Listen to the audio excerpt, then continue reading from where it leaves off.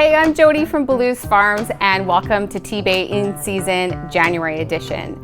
So we have all just come, off of our holiday season. It's the beginning of January. We might be feeling a little bit tired, but maybe also feeling like we want to eat a little bit better. We want to get more vegetables in our lives. So what we're going to do today is 3 different recipes with some vegetables that kind of have a bad rap a little bit. People think they're kind of stodgy and boring, but we're going to turn them into these delicious dishes that you can prep on a weekend and have in your fridge to use during the week for lunches at work or just for dinners at home when you get home from work too. So they're totally reheatable, or you can eat them cold, or you can eat them at room temperature, so really versatile. So what we're going to do is we're going to be using some incredible beets from Sleepy G Farm, as well as some beautiful garlic from them too. We have carrots from our farm, from Belluz Farms. We have some really gorgeous winter squash from Root Cellar Gardens, as well as some storage onions from them too. So what we're going to do is we're going to draw on different flavors from some of the cultures that are here in Thunder Bay to create some really unique dishes. So the first thing we're going to do is we are going to get our grains, which will be the base of these 3 dishes, cooking on the stove. And while that's happening, we're going to prep all our vegetables and get them roasting in the oven. And while all of that is happening, we're going to make 3 incredible toppings that are going to pull it all together. And that's where this layering of amazing flavor is going to come from. So let's get started.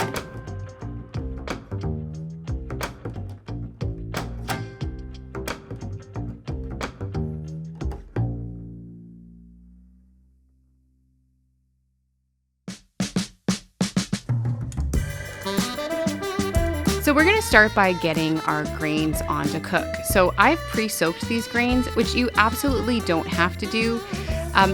I find that it really reduces the cooking time. And also there is a belief that when you pre-soak your grains, the phytic acid is released from them. And that lets you really absorb more minerals and nutrients from the grains, and also kind of maybe can help them be more digestible. So after soaking them, what you're going to do is we're going to rinse them, drain them, and get them into pots. We're going to cover them with cold water, and we want for the lentils and the beans to have a couple inches over them. For the quinoa is only going to take 1 cup of water, and then we'll get these guys on the stove.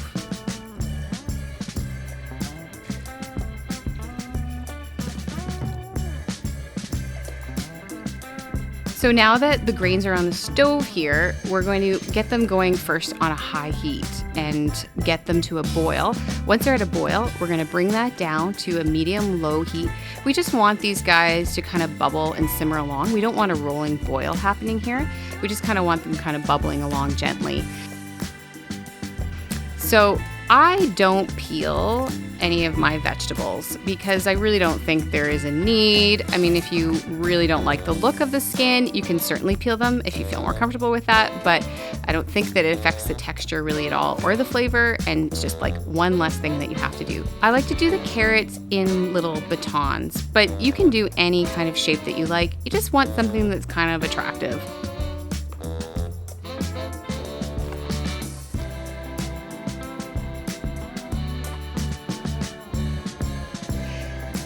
And then for the squash, again, I'm not going to peel this. The skin is edible, but people can also eat around the skin. So all you're going to have to do here is cut this squash into basically 1/2-inch wedges so that they also will cook at the same time, hopefully, as your carrots, your onions, and your beets.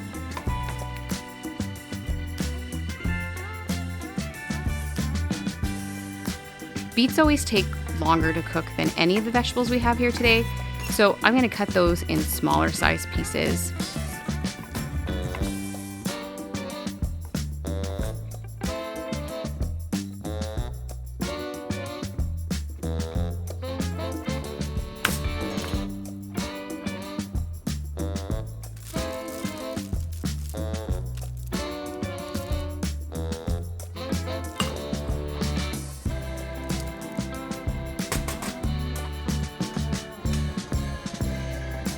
And once all the vegetables are on the trays, We need to drizzle them all with oil. They need to be seasoned with salt and pepper.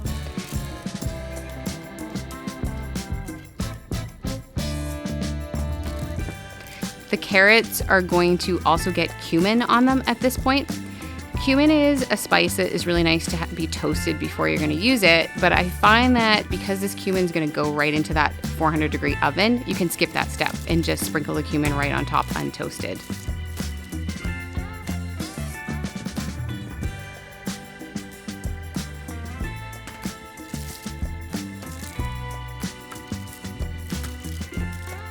So we're gonna let these roast now at 400 degrees Fahrenheit for about 40 minutes total. We're gonna come back and turn them in about 20 minutes to see where they're at.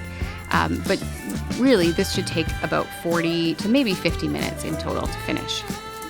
Okay, so now while those vegetables are in the oven, softening and caramelizing, we're gonna get on to making the dressings that are gonna really make the vegetables shine and sing. So we are going to be making some marinated feta with Belluz Farms feta, and we're also going to be using Brill Creek Farms cold pressed canola oil. We're going to be making a yogurt tahini dressing with Slate River Dairy yogurt, and then we're also going to be whipping up a vinaigrette, and we're also going to be using the cold pressed canola oil in there as well. Some winter citrus as well too. This is something that you can do really at any time that you feel like it and keep it in your fridge. It's going to take about a week for these flavors to really work their way through the cheese, but once that's happened, as long as the ingredients are covered in oil, it can sit in your fridge for really a couple months. It's super, super easy. What we're gonna do is just cube up some feta into equal sizes. We're gonna layer those in a jam jar or any container that you like with garlic. I'm using rosemary here, but you could use any herb that you like. And we're also gonna put some chili pepper flakes in there. And once that's all in there, the last step, all you have to do is just fill it with some of this oil. What I'm using today is the cold pressed canola oil from Brill Creek Farms, which I absolutely love. Now we're gonna do our tahini yogurt. So we're just gonna pour this yogurt into a small bowl, add some garlic. We're also gonna add lemon juice and our tahini paste. And then all you have to do is mix those together and then set them aside for the flavors to develop.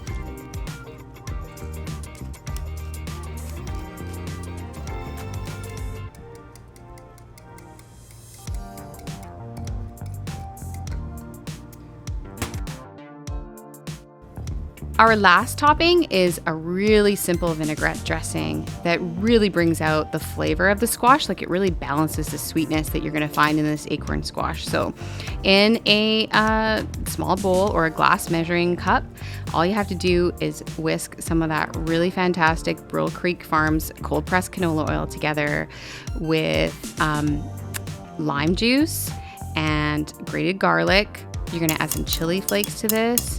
And you're also going to add some cilantro. Now, if cilantro is not for you, just simply replace that with parsley. And of course, I've got my fresh frozen stuff here, but if you don't have that, you can certainly just use dried parsley in this place, or even just omit it altogether. The vinaigrette will still be great. And you want to season this a little bit with salt too, and give it a taste, and then you can adjust any of the components to suit what you like. Now we have our 3 delicious dressings and our topping ready to go. All we have to do is get those veggies out of the oven, drain our grains, and we're ready to plate them up and enjoy. Okay, so now we're just gonna drain all of our grains and set them aside in bowls, and they can just stay there slowly cooling, because we're gonna eat these dishes a bit warm or at room temperature, so no stress here. We're just gonna drain them and set them aside.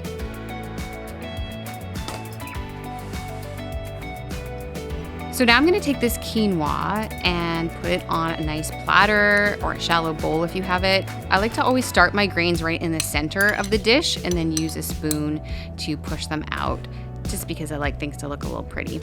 And then you can take your spoon to kind of make the top uneven, and that way when the dressing goes on top eventually, it's gonna fall through all of those cracks. So now that we've got the veggies out of the oven, we're gonna drizzle these carrots and onions with honey And once that's done, these carrots and onions will just get laid right on top of all the quinoa and spread them out a little bit there. So again, we're looking to make some places for the tahini yogurt sauce to fall into. And the last step we'll do is drizzle the platter with that tahini yogurt sauce. And I like to put some around the edges as well too, so people can scoop that up with their spoon as they're grabbing some. And the very last step is to garnish with some parsley or cilantro, whichever you would prefer. So now next we're going to get the beets and lentils all plated together. I'll start by putting some of the oil from the jar of the marinated feta on top of the lentils, as well as some more of that vinegar. And then I'm gonna toss it all together, and I really highly recommend that at this point you give it a little taste. You're likely gonna want to add some salt and pepper. Maybe it needs more oil, maybe it needs more vinegar. You just get it to the place where you think they taste really delicious. And then once again, we're gonna start at the center of the plate and spread out those lentils, kind of making the top uneven so we can get more dressing everywhere. And then for the beets, we're also gonna take some oil from the jar and drizzle those over the beets right on the tray. We're gonna splash a bit more vinegar on there and use our spoon just to toss that all together. The beets and onions are now going to go on top of the lentils. I'm just gonna kind of spread them out. Again, just trying to make them look a little pretty and leave some space for more flavor to kind of fall down into the lentils. The last step is going to be taking that marinated feta cube and just crumbling and breaking it up all over the lentils and the beets. You can use as much or little as you like here. I clearly like a lot of feta, so I'm gonna be putting a lot on here, but that's really up to your own personal taste. And then the last step, which is probably, to me, the most important step, is to shower this with a whole bunch of dill.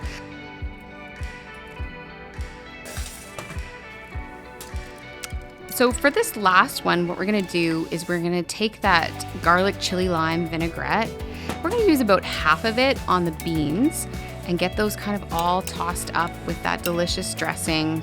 These beans are gonna go first, just like the other grains. They're gonna go onto our platters first and get spread out nicely. And then you're going to take your wedges of caramelized, beautiful squash here and lay them on here however you'd like. I like to kind of just make them look a little pretty. And then take the rest of your garlic chili lime vinaigrette and really make an effort to get it on top of the squash. And then the rest of it can just be drizzled all around. This also will get one last garnish of either fresh parsley or cilantro. And just because I really like heat, and so does my family, I'm gonna be sprinkling more chili flakes over the top of this as well too. Okay, so now we have 3 great winter dishes that you can make on their own during the week, to serve completely on their own, or as sides with roasted meats if that's what you'd prefer. Or what you can also do is just do all the prep that we did together today, but keep your ingredients separate and keep your dressings and toppings separate in the fridge. And then they're ready to assemble when you get home from work. You can eat them at room temperature, you can eat them cold, you can pack them in your lunches, super versatile. So thanks for joining us to learn more about what's in season in January in Thunder Bay. And if you want to learn more about local food and how to get it in January, then what you need to do is visit tbayinseason.ca.